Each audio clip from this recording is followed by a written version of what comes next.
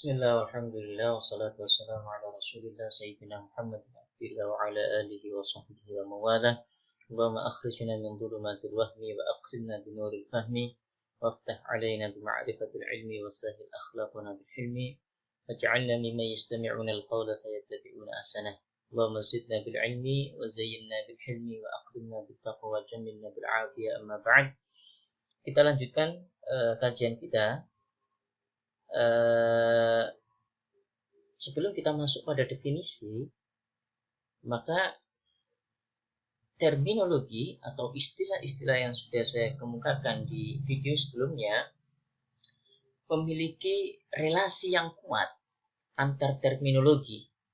Misalnya, bagaimana maqasidus syariah sebagai sebuah terminologi dalam kajian usul fikih yang memiliki makna yang erat kaitannya dengan illatul hukmi dalam aplikasi kias atau hikmatul tasyri', bahkan istilah maslahatul hukmi. Jadi istilah-istilah ini sangat memiliki kaitan yang sangat erat. Itu sebabnya kemudian beberapa ulama, beberapa fuqaha memberikan penjelasan tentang perbedaan dan persamaan beberapa terminologi itu. Akan tetapi, sebagian kalangan yang secara umum menyamakan antara illatul hukmi dengan maqasidus syariah. Itu artinya illat dan maqasidus syariah itu adalah sesuatu yang sama. Karena dua terminologi ini menjadi sebuah ungkapan dalam kajian usul fikih yang sering kita jumpai, maka kemudian maqasidus syariah sebagai sebuah terminologi yang populer, maka istilah illatul hukmi menjadi sesuatu yang tidak sering kita dengar, meskipun illat itu merupakan bagian atau menjadi rukun dari setiap aplikasi kias. Yusuf Qaradawi misalnya memahami maqasidus syariah itu sebagai hikmatul tasyri' atau hikmah pensyariatan dalam hukum Islam. Itu artinya antara hikmah dan maqasidus syariah itu ya sama. Jadi relasinya sangat erat sekali. Ini akan kita pahami dengan baik ketika kita nanti bisa memahami definisi dari maqasidus syariah itu sendiri. Oleh sebab itu kita lanjutkan kajian kita tentang bagaimana memahami ontologi maqasidus syariah itu sendiri. Kita memahaminya, kita berangkat dari pemahaman terhadap terminologi maqasidus syariah. Kita tahu bahwa maqasidus syariah sebagai terminologi terdiri atas dua kata. Yang pertama maqasid, yang kedua yaitu syariah, maqasidus syariah. Nah, dalam konteks itu maka kita akan membedah terminologi ini dalam konteks atau dalam tataran etimologis atau secara bahasa, makna secara bahasa. Term maqasid secara etimologis dalam Ibnul Mandur, misalnya dalam Kamus Lisanul Arab, menyebutkan bahwa kata maqasid itu merupakan akar katanya dari qasoda yaqsudu qasdan. Qasdan kemudian menjadi maksud, menjadi maksud. Kata maksud dengan al-qasd itu dua kata yang memiliki akar yang sama. Maknanya pun sama. Itu sebabnya dalam Lisanul Arab kata maksud itu minimal memiliki 4 arti.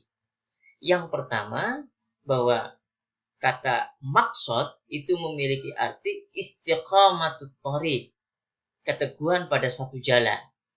Ini seperti dalam Al-Quran, Quran surat An-Nahl ayat 9, wa 'alallahi qasdus sabil wa minha jair. Kata qasd di situ artinya adalah istiqamatut thariq. Makna yang kedua yaitu al-i'timad, sesuatu yang menjadi tumpuan. Sesuatu yang menjadi tumpuan. Makna yang ketiga yaitu al-adl. Al-adl, keadilan. Dan yang terakhir yaitu at-tawassut, jalan tengah di antara dua jalan yang berbeda. Ini seperti misalnya dalam Quran surat Luqman ayat 19, waqsid fi masyika waghdud min sautik. Kata waqsid di situ menunjukkan arti jalan tengah. Nah, keempat makna ini yang terdapat dalam Lisanul Arab karya Ibnu Mandur menunjukkan bahwa maqasid ya, digunakan dalam konteks istilah secara etimologis memiliki beberapa makna ini. Tetapi secara praktis, kata maqasid atau maksud juga memiliki makna yaitu niyah, yang artinya adalah niat, kemudian ghayah yang berarti tujuan. Nah, dalam tataran praktis inilah yang seringkali digunakan, sehingga maqasid seringkali diartikan secara bahasa yaitu beberapa tujuan, beberapa niat, dan seterusnya. Sementara term syariah ya, dalam bahasa Arab adalah derivasi atau turunan dari kata syara'a. Ya, syara'a. Sehingga syariah secara etimologis berarti jalan menuju mata air sebagai sumber kehidupan. Nah, dalam konteks ini, secara etimologis kata syariah juga seringkali digunakan untuk pengertian yang memiliki arti atau mengandung makna ad-din, al-millah, at-tariq, al-manhaj, dan as-sunnah. Makna-makna ini menunjukkan makna yang sama dengan kata syariah. Itu artinya kata syariah itu identik dengan ad-din, agama, atau al-millah, at-tariq sebagai jalan atau manhaj sebagai metode, dan as-sunnah sebagai kebiasaan. Ini makna secara etimologis. Nah, bagaimana memahami maqasidus syariah dalam tataran terminologis?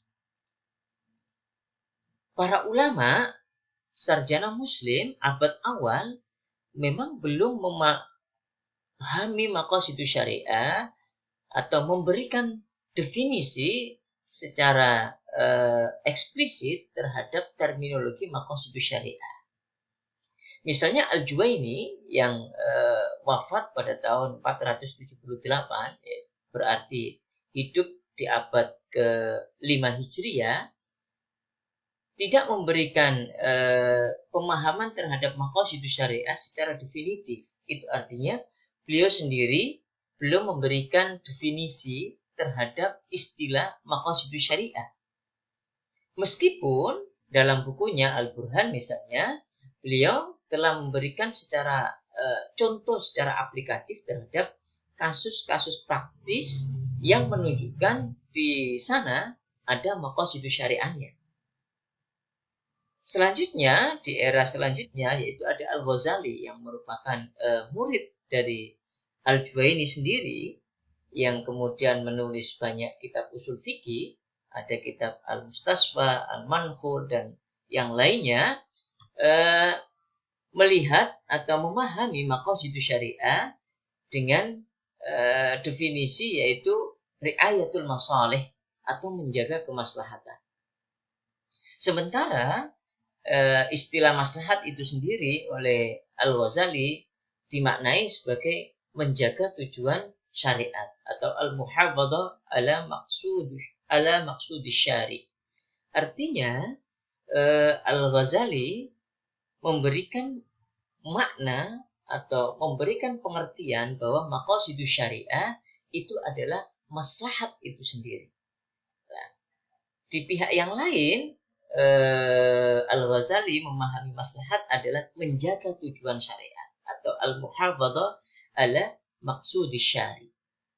Selanjutnya di era Asy-Syatibi, salah satu tokoh yang sangat penting ya dalam upaya mempopulerkan maqasidus syariah, atau Asy-Syatibi dianggap atau diklaim sebagai tokoh peletak ilmu maqasidus syariah itu sendiri.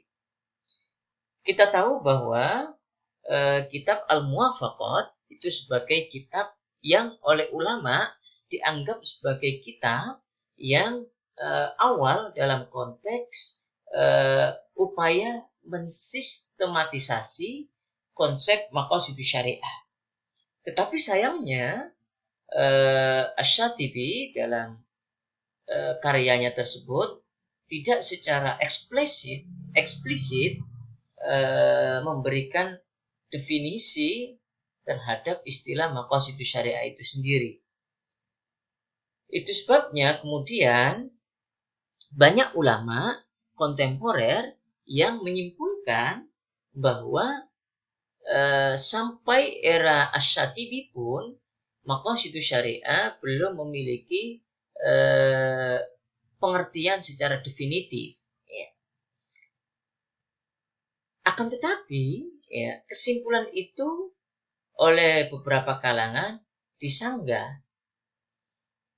Misalnya Ar-Raisuni dalam bukunya Nadhariyatul Maqasid Inda Syatibi menyebutkan bahwa sesungguhnya ada dua hal kenapa Asy-Syatibi tidak memberikan definisi secara eksplisit dalam karyanya, karena yang pertama bahwa kitab Al-Muwafaqat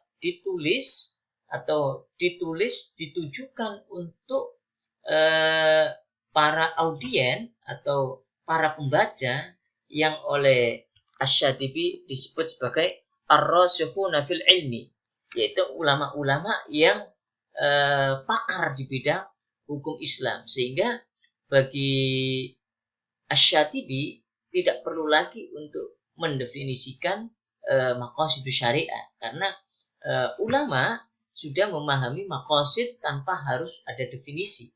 Itu ulama-ulama awal. Oleh sebab itu maka Asy-Syatibi dalam karyanya tidak secara eksplisit menjelaskan apa definisi maqasidus syariah. Yang kedua, analisis ulama kontemporer, sesungguhnya Asy-Syatibi sudah memberikan definisi terhadap istilah maqasidus syariah. Akan tetapi, maqasidus syariah dalam definisi yang ditawarkan oleh Asy-Syatibi ini tidak menggunakan al-manhaj al-mantiki atau definisi yang lebih kompleks, jelas, tersurat, dan terukur. Tidak menggunakan manhaj itu, atau yang dalam ilmu mantik kemudian ada istilah ta'rif dengan ta'rif al-had dan ar-rasm dan seterusnya. Itu tidak masuk ke situ, tetapi Asy-Syatibi memberikan definisi, memberikan ta'rif dengan pendekatan al-manhaj at-taqribi. Pendekatan at-taqribi atau al-manhaj at-taqribi ini disampaikan oleh Asy-Syatibi ketika menyebutkan pembagian maqasid itu sendiri. Pendekatan ilustratif itu bisa dilihat misalnya ketika Asy-Syatibi memberikan penjelasan tentang klasifikasi maqasid itu sendiri. Maqasid menurut Asy-Syatibi dibagi menjadi beberapa, yaitu qasdus syari' fi wad'i syari'ah, qasdus syari' fi wad'i syari'ah lil ifham, kemudian qasdus syari' fi wad'i syari'ah lit taklif bi muqtadaha, kemudian qasdus syari' fi dukhulil mukallaf tahta ahkam syari'ah, kemudian qasdul mukallaf. Nah, klasifikasi ini sesungguhnya upaya Asy-Syatibi dalam mengenalkan substansi maqasidus syariah itu sendiri. Sehingga meskipun tidak secara eksplisit, Asy-Syatibi menawarkan substansi atau hakikat dari maqasidus syariah itu adalah dengan membagi maqasid dengan beberapa klasifikasi yang sudah dijelaskan tadi. Kita akan melanjutkan pada definisi eh,